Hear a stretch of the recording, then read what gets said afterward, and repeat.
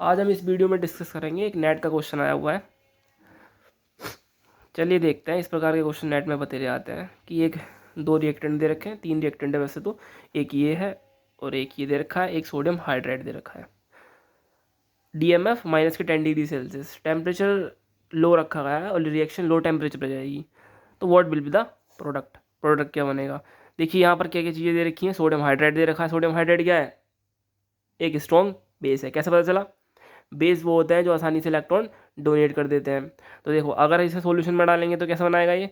Sodium metal है, metal की nature क्या है, इलेक्ट्रॉन डोनेटिंग है, एक इलेक्ट्रॉन निकाल देगा अपने और आउटर मोस्ट सेल्स है और किसे दे देगा, हाइड्रोजन को। और हाइड्रोजन पे क्या आएगा, एक एक्स्ट्रा इलेक्ट्रॉन। एक्स्ट्रा इलेक्ट्रॉन आने पर वो क्या बन जाएगा, एनायन, दैट इज हाइड्राइड। और हाइड्राइड क्या होते हैं, स्टेबल, रिएक्टिव, मोर रिएक्टिव। क्या ढूंढेगा ये असला बारूद आई है इसके पास। क्या ढूंढेगा, इलेक्ट्रोफिल, इलेक्ट्रो एज अ कैसे वर्क करेगा, एज अ बेस वर्क करेगा, या तो प्रोटॉन उठाएगा या फिर क्या करेगा, एज अ न्यूक्लियोफाइल वर्क करेगा, इलेक्ट्रोफिलिक सेंटर देखेगा, इलेक्ट्रोफाइल को देखेगा अपने। तो इसमें दो रिएक्टेंट है, एक ये एक ये। इनमें से किसका सबसे पहले वर्क किसका कैसा होगा, as a base, base work करेगा तो एसिडिक प्रोटॉन उठाएगा, एसिडिक हाइड्रोजन देखेगा कहाँ है। एसिडिक हाइड्रोजन वैसे कि कहाँ पर है, देखो एसिडिक हाइड्रोजन कैसा है, हाइड्रोजन नीचे, इसमें कैसा है हाइड्रोजन, इसमें तो है ही नहीं, है पर वो ज़्यादा एसिडिक नहीं है। कहाँ पर है, इसमें फिनाइल ग्रुप में, फिनाइल ग्रुप में। इसकी बात करते हैं, इस पर देखते हैं। इस पे एसिडिक हाइड्रोजन, यहाँ हाइड्रोजन कई सारे लगा हुआ, यहाँ लगा हुआ, यहाँ कौन सा एसिडिक होगा। एसिडिक हाइड्रोजन वो होगा जिसका एनायन, देखिए एसिडिटी डिपेंड करती है एनायन की स्टेबिलिटी पर, कि एसिड का anion that is conjugate base कितना स्टेबल है, एनायन उसका कितना स्टेबल है। यहाँ पर क्लियर कट दिख रहा है कि ये अगर प्रोटॉन एब्स्ट्रैक्ट कर लेगा हाइड्राइड ये वाला, तो इसके ऊपर लोन पे रहेगा anion, that is anion. Anion conjugation में दिख रहा है, एनायन कंजुगेशन पे एनायन क्या करता है, बॉन्ड बनाने की कोशिश करता है, तो यहाँ से बॉन्ड बना लेगा और ये कंजुगेशन ये यहाँ ब्रेक हो गए, यहाँ चले जाएगा इस वाले कार्बन पर क्या कार्बन पे तो फिर भी है, डीलोकलाइजेशन में है पर इतना स्टेबल नहीं है, और ढूंढना पड़ेगा। एक ये है हाइड्रोजन, ये हाइड्रोजन देख पा रहे हैं अगर ये हाइड्राइड ये वाला प्रोटॉन एक्सेस कर लेगा तो एनाइन इस कार्बन पे आएगा, इस कार्बन पे आने के बाद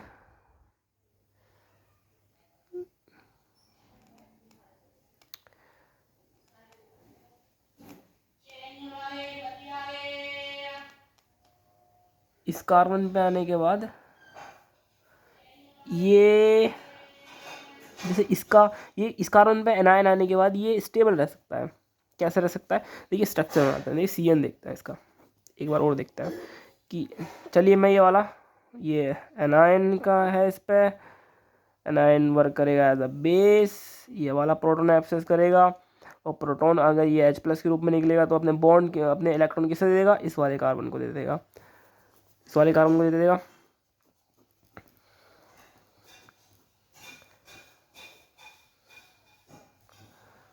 C double triple bond N, anion, N double bond O, PH। देखिए यहाँ पर एनायन है, एनायन इसके कंजुगेशन में भी है, इसके कंजुगेशन में एनायन, किसके कंजुगेशन में, एनायन की स्टेबिलिटी किस कौन कौन बना कर रख रहा है, CN ग्रुप बना कर रख रहा है। कैसे, ये लोन पेयर यहाँ बॉन्ड बनाएगा और ये किसके ऊपर ब्रेक होगा, यहाँ पर, तो इसकी स्टेबिलिटी कौन बढ़ा रहा है, साइनाइड ग्रुप बढ़ा दे रहा है। तो इसलिए यहाँ पर ये एनायन स्टेबल है, इसलिए ये इसने सबसे ज़्यादा, इसलिए इसने इस वाले हाइड्रोजन को उठाया। अब देखते हैं कि और रिएक्टेंट क्या पड़ा है, ये पड़ा हुआ है PHCl। अब कार्बन से एक हैलाइड जुड़ा हुआ है और कार्बन हैलाइड का बॉन्ड हम पता ही है पोलर बॉन्ड होता है।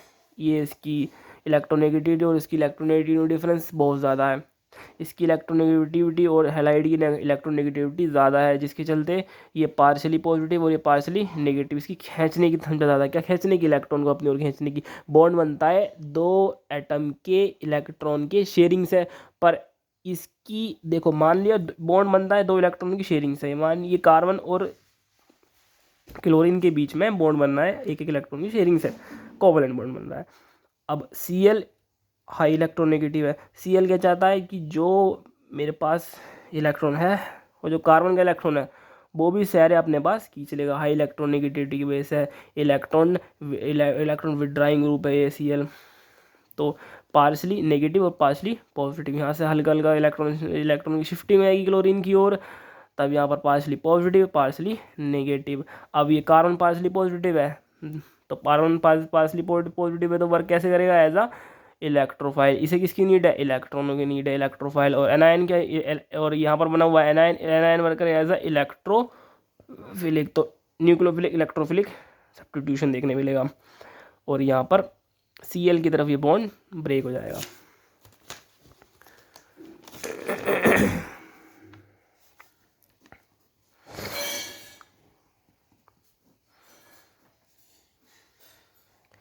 ये N Cn, यहाँ से बॉन्ड जुड़ेगा यहाँ इस कार्बन पे, इस कार्बन जुड़ा हुआ है PH, ये बॉन्ड इसका जुड़ा हुआ है PH।